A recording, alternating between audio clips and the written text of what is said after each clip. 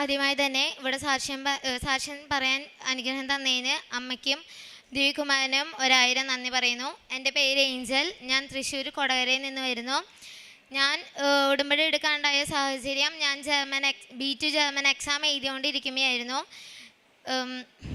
ആദ്യമായി ഉടമ്പടി എടുത്തത് 2024 ഒക്ടോബറിനായിരുന്നു.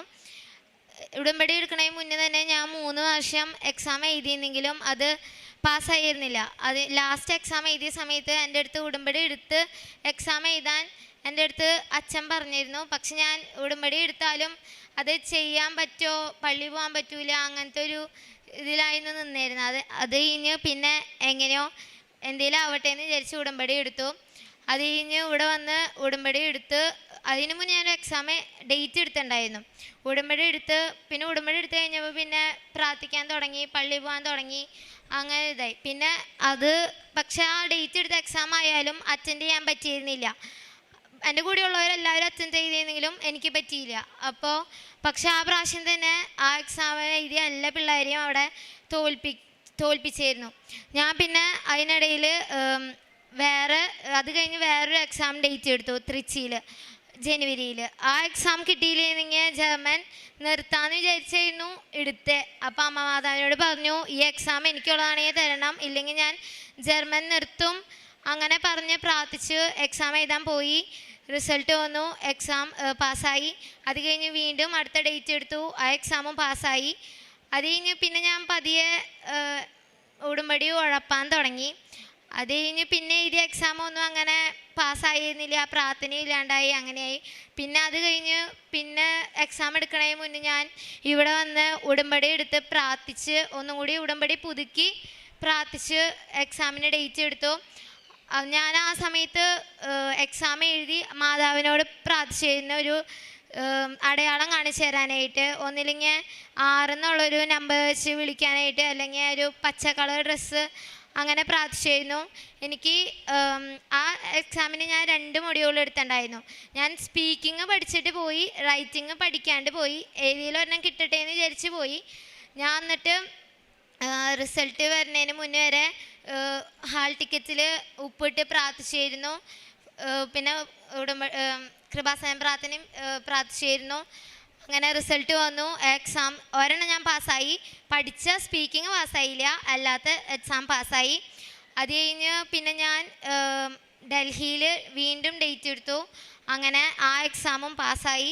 4 മൊഡ്യൂളും ഞാൻ 2026 ജനുവരിയോട് കൂടി പാസ്സായി. പിന്നെ ഞാൻ ആദ്യം ഉടമ്പടിയിൽ വെച്ചിരുന്നത് ഓസ്ട്രിയ അല്ലെങ്കിൽ ജർമ്മനി കിട്ടണം എന്നായിരുന്നു. ഓസ്ട്രിയ ആയിരുന്നു കുറച്ചും കൂടി പ്രോസസ്സിങ്ങിന് നോക്കിയിട്ടുണ്ടായിരുന്നത്, BSc നഴ്സിങ്ങിന്. അപ്പോൾ ഇവിടെ അച്ഛനോട് വന്ന് പ്രാർത്ഥിച്ചപ്പോൾ അച്ഛൻ ഓസ്ട്രിയ പറഞ്ഞെങ്കിലും തടസ്സമുണ്ടെന്ന് പറഞ്ഞിരുന്നു. ഞാൻ എന്നാലും മാതാവിനോട് പ്രാർത്ഥിച്ചിരുന്നു എനിക്കുള്ളതാണെങ്കിൽ കിട്ടാൻ വേണ്ടിയിട്ട്. അങ്ങനെ പ്രാർത്ഥിച്ചു. പക്ഷേ അവർ ഓസ്ട്രിയയുടെ പ്രോസസ്സിങ്ങിന് അവർ പുതിയ അപ്ഡേറ്റ് ഇറക്കി. അപ്പോൾ ആ ഓസ്ട്രിയ ഞാൻ പിന്നെ പ്രോസസ്സിങ് ചെയ്യാതെ ജർമ്മനി തന്നെ കൊടുത്തു. അത് നല്ല എനിക്ക് ഇൻ്റർവ്യൂ പേടിയായിരുന്നു എക്സാമിനേക്കാളും. ഞാൻ അപ്പോൾ മാതാവിനോട് ഇൻ്റർവ്യൂ ഇല്ലാത്തൊരു ഏജൻസി തരണം, അങ്ങനെ പ്രാർത്ഥിച്ചു. എനിക്ക് ഒരു ഏജൻസി തന്നു. എൻ്റെ അവിടെ തന്നെ ഉള്ളൊരു ചേട്ടൻ നടത്തുന്ന ഏജൻസി ആയിരുന്നു. പ്രോസസ്സിങ്ങിന് ഡോക്യുമെൻറ്റ്സ് കൊടുത്തു. ഒരു 2 ആഴ്ച കൊണ്ട് തന്നെ എനിക്ക് കോൺട്രാക്റ്റ് കിട്ടി. അതേപോലെ എൻ്റെ എല്ലാം ഒരു തടസ്സമില്ലാണ്ട് എല്ലാം സെറ്റായി പോന്നു. പിന്നെ വിസയ്ക്ക് വെച്ചപ്പോഴായാലും ഞാൻ പാസ്പോർട്ടിൽ തൈലം ഇതാക്കിയിട്ടൊക്കെ ആയിരുന്നു വിസയ്ക്ക് വെച്ചിട്ടുണ്ടായിരുന്നത്. അങ്ങനെ വിസ ഇത്തിരി നേരം വൈകിയായിരുന്നു. ഞാൻ വിസ വരുന്നതിന് തലേ ദിവസം ഞാൻ പ്രാർത്ഥിച്ചിരുന്നു, മാതാവേ ജൂലൈ ഫസ്റ്റ് വീക്കിൽ തന്നെ വിസ വരണേ എന്നുള്ളത്. എൻ്റെ കൂടെയുള്ളവർക്കും കിട്ടിയിട്ടുണ്ടായിരുന്നു. പിന്നെ പ്രാർത്ഥിച്ചതിൻ്റെ പിറ്റേ ദിവസം തന്നെ വിസ ഡിസ്പാച്ചായി എന്ന് പറഞ്ഞ് മെയിൽ വന്നു. അങ്ങനെ വിസയും കിട്ടി. പിന്നെ ടിക്കറ്റ് എടുത്ത് ഓഗസ്റ്റ് 27-ാം തീയതി ജർമ്മനിക്ക് പോകാൻ പോകുന്നു. പിന്നെ കാരുണ്യപ്രവൃത്തികളായിട്ട് ചെയ്തത്, ഞാൻ എൻ്റെ അവിടെ ചാലക്കുടിയിലുള്ളൊരു ഡിസബിലിറ്റി സ്കൂളിൽ വർക്ക് ചെയ്തിരുന്നു. പിന്നെ പാവപ്പെട്ടവർക്ക് പറ്റാവുന്ന വിധത്തിൽ പൈസ കൊടുത്തിരുന്നു. പിന്നെ പൊതിച്ചോറ് വിതരണം ചെയ്തിരുന്നു. പിന്നെ പ്രേക്ഷിത പ്രവർത്തനങ്ങളായിട്ട് ചെയ്തത്, ഇവിടുന്ന് കിട്ടുന്ന പേപ്പറുകൾ കടകളിലും കാണുന്ന ആൾക്കാർക്കും പള്ളിയിലും ഒക്കെ കൊടുത്തിരുന്നു, എക്സാം സെൻറ്ററിലും കൊടുത്തിരുന്നു. പിന്നെ ആത്മീയ വളർച്ചയായിട്ട് ഞാൻ ആദ്യം പള്ളിയിൽ പോയിരുന്നെങ്കിലും അങ്ങനെ കാര്യമായിട്ടൊന്നും പള്ളിയിൽ പോയിരുന്നില്ല. ഇടയ്ക്കൊക്കെ മുടങ്ങി അങ്ങനെയൊക്കെ പോയിരുന്നു. ഞായറാഴ്ചകളിലും കുർബാന മുടങ്ങുമായിരുന്നു. ഇപ്പോൾ ഉടമ്പടി എടുത്തപ്പോൾ തന്നെ ഞായറാഴ്ചകളിലും കുർബാനയും ദിവസവും പറ്റാവുന്ന ദിവസങ്ങളിലൊക്കെ കുർബാനയ്ക്ക് പോയി തുടങ്ങിയിരുന്നു.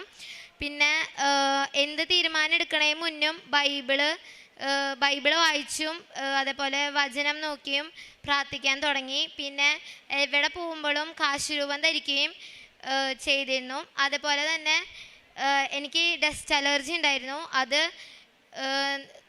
തൈലം ഉപയോഗിച്ചും പിന്നെ അതേപോലെ തന്നെ കുളിക്കുമ്പോൾ എനിക്ക് ഭയങ്കര ചൊറിച്ചിലായിരുന്നു. കുളി കഴിയുമ്പോൾ അത് വെള്ളത്തിൽ കൃപാസനത്തിൻ്റെ ഉപ്പിട്ട് പ്രാർത്ഥിച്ച് അങ്ങനെ അതും മാറിയിരുന്നു. എനിക്ക് തന്ന എല്ലാ അനുഗ്രഹങ്ങൾക്കും അമ്മ മാതാവിനോട് ഞാൻ നന്ദി പറയുന്നു. ഏഷ്യ പ്രവാചകൻ്റെ പുസ്തകം 12-ാം അധ്യായം 2 മുതലുള്ള വാക്യങ്ങൾ. ഇതാ ദൈവമാണ് എൻ്റെ രക്ഷ, ഞാൻ അങ്ങയിൽ ആശ്രയിക്കും, ഞാൻ ഭയപ്പെടുകയില്ല.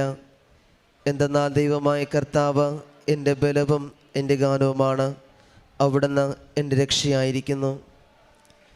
പരിശുദ്ധ അമ്മയുടെ പ്രത്യക്ഷീകരണ സാക്ഷിയായിട്ട് ഏഞ്ചൽ കൊടകര തൻ്റെ അനുഭവ സാക്ഷ്യം നമുക്ക് മുമ്പിൽ പങ്കുവെക്കുകയായിരുന്നു. താൻ ജർമ്മൻ പാസ്സാകുവാനും അത് പകുതി വഴിയിൽ വെച്ച് നിൽക്കുമ്പോഴാണ് ഉടമ്പടി എടുത്ത് പ്രാർത്ഥിക്കാനായിട്ട് വരിക ചെയ്യുന്നത്. പലപ്പോഴും ഉടമ്പടി എടുത്ത് പ്രാർത്ഥിച്ച് കടന്നു പോകുമ്പോഴും തനിക്ക് ആ എക്സാം പാസ്സാകുവാനായിട്ട് സാധിക്കുക ചെയ്തു. ഉടമ്പടി എടുക്കുന്നതിന് മുമ്പ് പലതവണ അത് ഫെയിലായെങ്കിലും ഉടമ്പടിക്ക് ശേഷം അത് പൂർണ്ണമായിട്ടും പാസ്സാകൊണ്ടൊക്കെ സാധിക്കുക ചെയ്തു. എന്നാൽ വീണ്ടും അതിൻ്റെ അടുത്ത കടമ്പിലേക്ക് പോകുമ്പോഴും ഇമ്മയുടെ വാക്കിൽ നമുക്ക് മനസ്സിലാക്കാണ്ട് സാധിക്കുന്നു എന്ന് പറയുന്നത്, ഞാൻ വീണ്ടും ഉടമ്പടിയിൽ പോരായ്മകൾ വരുത്തുവാനായിട്ട് തുടങ്ങി. അത് പക്ഷേ എന്നാലും ഉടമ്പടി വീണ്ടും അത് പുതുക്കി കഴിയുമ്പോഴും മുമ്പോട്ട് പോകുമ്പോഴും പരിശുദ്ധ അമ്മയുടെ സംരക്ഷണയിൽ വീണ്ടും എവിടെയെല്ലാമാണോ തനിക്ക് തടസ്സങ്ങളുണ്ടായത് ആ തടസ്സങ്ങൾ മാറ്റിക്കൊണ്ട് മുമ്പോട്ട് പോകുവാനും, കാരണം റൈറ്റിങ്ങിൽ ഇൻ്റർവ്യൂ പലപ്പോഴും പേടിയുള്ള കാര്യമായതുകൊണ്ട് തന്നെ റൈറ്റിംഗ് എപ്പോഴും ഒരു പേടിയില്ലാത്തതായിരുന്നു. എന്നാൽ ഇൻ്റർവ്യൂ പോകുമ്പോഴത്തേക്കും ഇൻ്റർവ്യൂവിൽ ഭയമുണ്ടായിരുന്നെങ്കിലും അത് ഉടമ്പടി നിറച്ച വസ്തുക്കളോടെയാണെങ്കിലും പലപ്പോഴും പരിശുദ്ധ അമ്മയോട് ചേർന്നുകൊണ്ട് ധൈര്യം തരണമെന്ന പ്രാർത്ഥന അത് പൂർണ്ണമായിട്ടും ഈ മകൾക്ക് അനുഗ്രഹമായിട്ട് മാറുകയും തനിക്ക് ജർമ്മനിലേക്ക് പോകാനുള്ള എല്ലാ ക്രമീകരണങ്ങളും പരിശുദ്ധ അമ്മയുടെ ഇടപെടലിലൂടെ നടത്തി കൊടുക്കുകയും ചെയ്തു.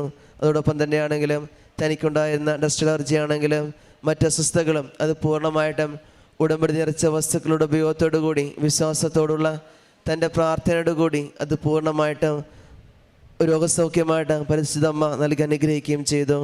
ഇനി മുമ്പോട്ടുള്ള ഈ മകളുടെ യാത്രയിൽ ജീവിത നിയമങ്ങൾ കൊണ്ടും പ്രാർത്ഥനകൾ കൊണ്ടും പരിശുദ്ധ അമ്മയുടെ പ്രത്യക്ഷീകരണ സാക്ഷിയായിട്ട് പരിശുദ്ധ അമ്മ ഇനിയും നമ്മളെ മാറ്റട്ടെ നമുക്ക് പ്രാർത്ഥിക്കാം. ഒപ്പം നമ്മളെയും പ്രത്യക്ഷീകരണ സാക്ഷികളായിട്ട് ഉയർത്തണമേ എന്ന് പ്രാർത്ഥിക്കുകയും ചെയ്യാം.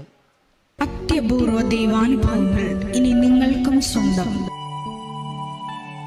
ഈ യൂട്യൂബ് ചാനൽ ഇതുവരെ സബ്സ്ക്രൈബ് ചെയ്തിട്ടില്ലെങ്കിൽ ഇപ്പോൾ തന്നെ സബ്സ്ക്രൈബ് ചെയ്യുക.